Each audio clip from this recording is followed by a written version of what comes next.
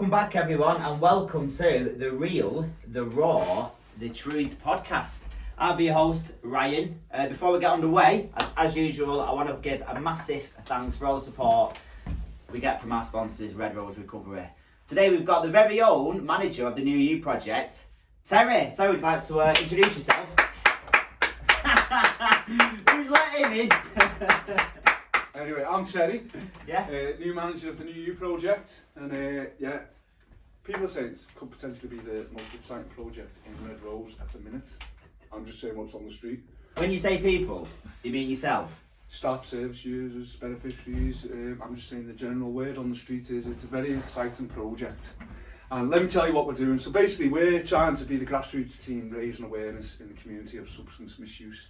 We're hoping to meet people who are experiencing issues such as these, and then we'll support them in any which way possible to get them liaising with the substance misuse services, namely Inspire, and hopefully create some positive outcomes.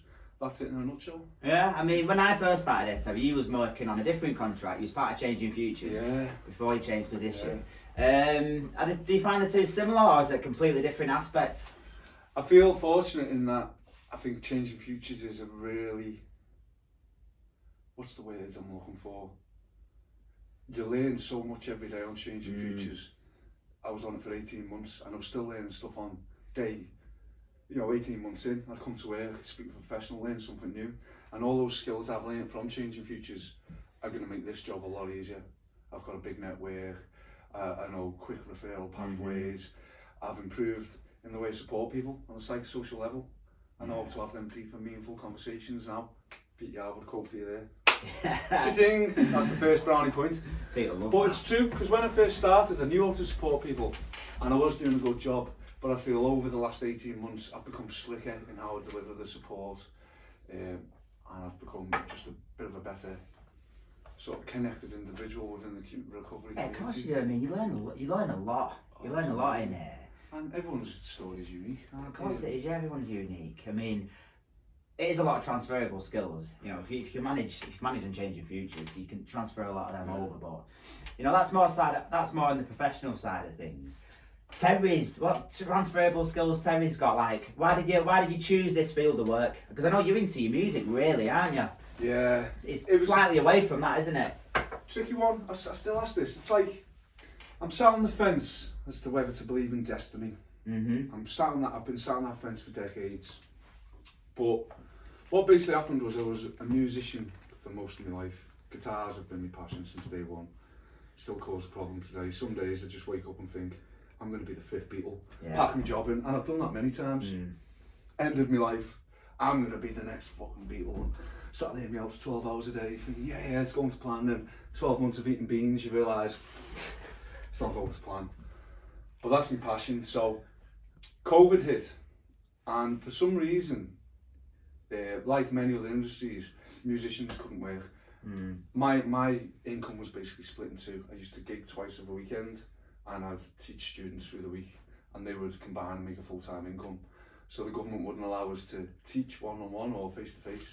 We weren't allowed to gig, all the pubs were shut. This went on for 18 months. It destroyed the industry and everyone left it. And that's basically it. So Jordan has realised, you know what? I love music.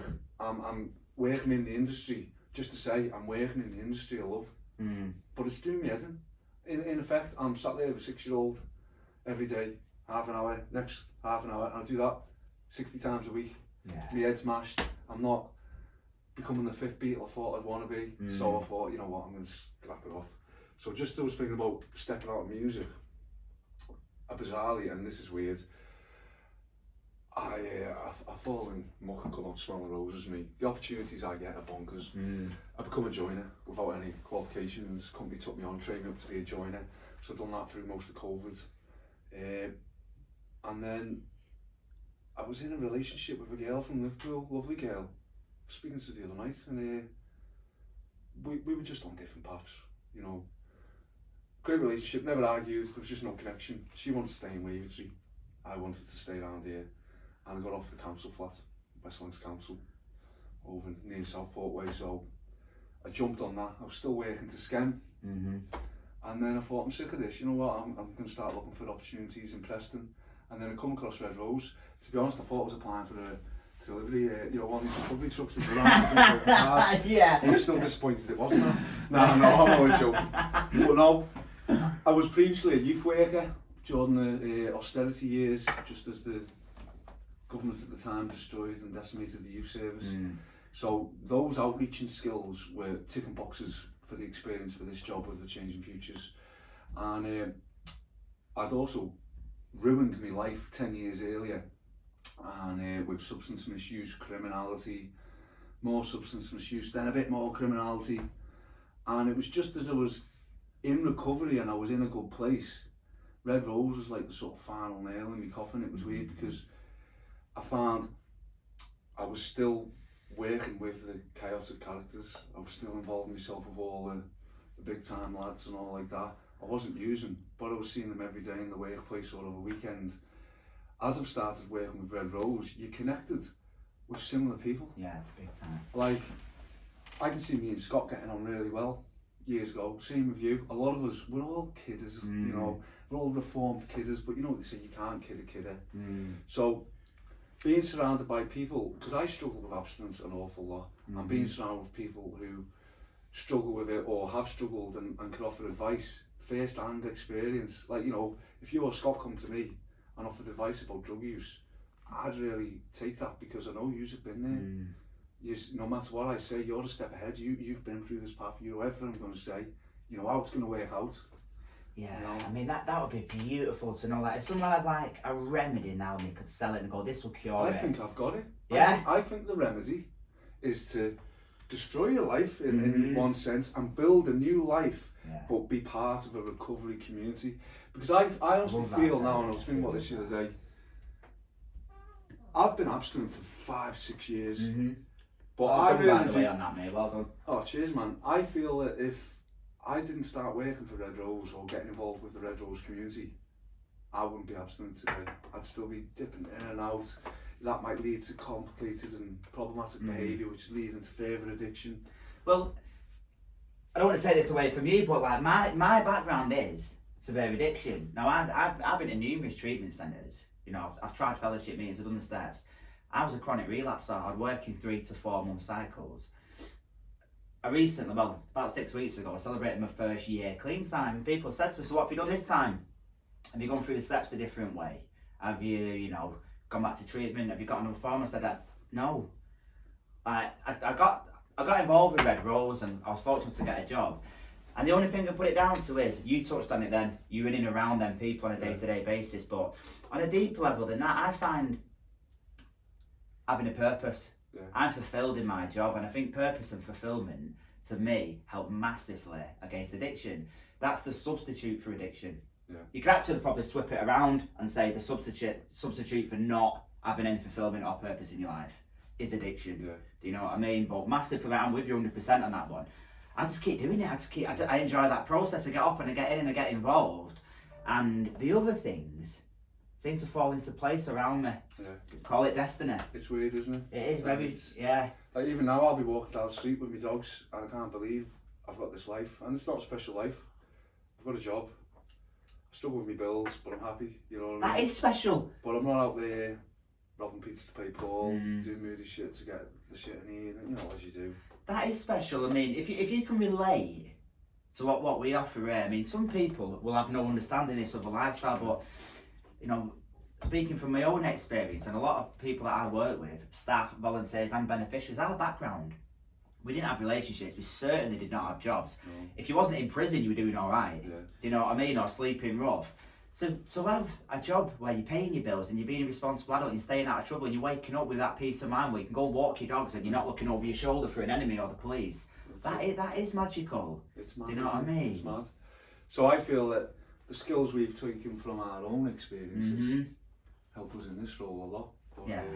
I think you've got to have a unique personality to work for Red Rose as well, and we've all got that sort of unique personality. We're all very approachable, and a few of us are quite funny, a few aren't. Yeah. Well, I do. I mean, I don't know about yourself. I do most days. Don't get me wrong. I have my challenges in work. Most days I enjoy coming into the office because, like you say, there's that fine line between genius and insanity. They say, and I think a lot of us live on that line. That's me. Speaking of genius or insanity, did you see the recent UFO disclosures by the American government? I didn't, mate. What do you think of them? What do I think of them? Well, I think that the UFOs could potentially be God. Or in fact, vice versa. In fact, maybe we've been ascribing divine attributes to these UFOs that we've like mistakenly been describing as God in the old scriptures. What do you think about that? Could be. About that? Theories. Jesus is an alien. That could be one way. Yeah. Mad. Well, where's this gone? Are you just trying to lob stuff at me now? I was hoping you was going to go down the same route as me, but you haven't. You went down a totally different. Yeah, I went down a so, different route because you caught me off guard. So I tried to plagiarise something that I read, but I forgot what it was. It was something along the lines of, perhaps God is an advanced species of extraterrestrials that we've been mistakenly ascribing divine attributes to due to our own technical limitations. Do you know what's weird? Like, we've lost it now. Someone told me the other day, because I'm starting to get into this whole universal, everything's connected, consciousness vibe and all like that. I won't interrupt you, but I read something recently and it really rung true. It said either everything that happens is like a coincidence or nothing is. It's just bang, big bang, and just happens to be it, or everything's got a reason. Well, someone was telling me, and anyone who's religious, please don't quote me on this because I don't want to cause murder, but they were saying that Jesus also believed everything was connected, we're all one. Mm-hmm. And the term Christian was a take on Christ I am, Christ is in me, it's all in us, and it's all connected. I thought, oh, that's very interesting, that. I read that. It's probably wrong. No, I read the New Testament. I enjoyed it, and what I really found fascinating, Jesus was basically a nice person. He was like, let's help cure the sick and feed the poor. Yeah. And human beings crucified him. And if you actually read into it, so you say you're the Son of God, if you say so. He never actually went out saying that. Yeah.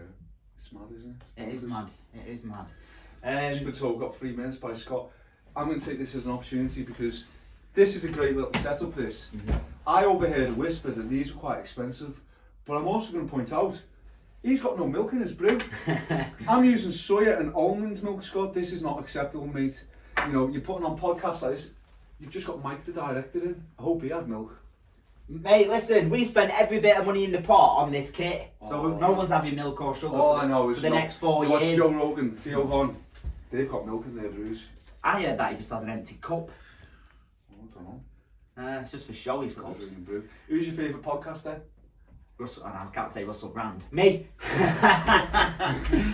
Russell Brand when he gets the all clear. He's took a... I don't think he's getting the all clear, Ryan. You might want to delete that part. Get on to edit. Get on to edit. I think I've got more subscribers than him at the minute. Yeah. But, yeah. I've been watching a lot of Joe Rogan lately. Mike Tyson's getting really popular, isn't he? He's funny. Do you know what I read before?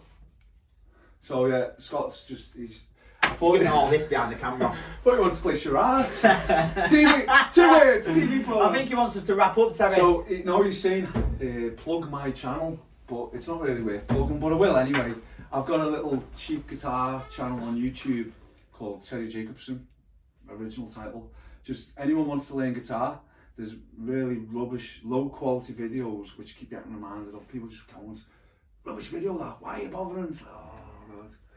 But yeah, just if you want to learn a chord, there's a video for every chord, there's scales, there's me talking about stuff. It's loads of fun. Get involved in Terry's music group. Terry facilitates a music group from Red Rose office. What day is it, mate? Free guitar lessons every Tuesday, 3:30 till 4, straight after men's group.